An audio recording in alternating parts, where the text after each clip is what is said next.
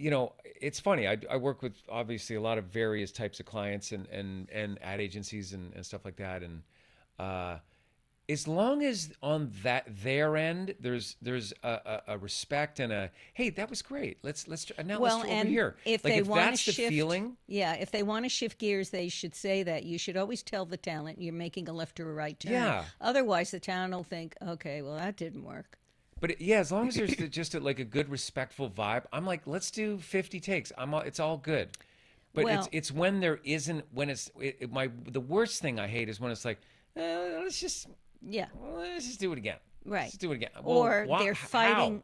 they're fighting over the button, Yeah, and it's, the inmates are running the asylum. yeah. At which point, I say, if you can, see who the producer in the group is and say, look, I'm here to do anything and everything, but can we funnel the Yeah, direction yeah. through one person?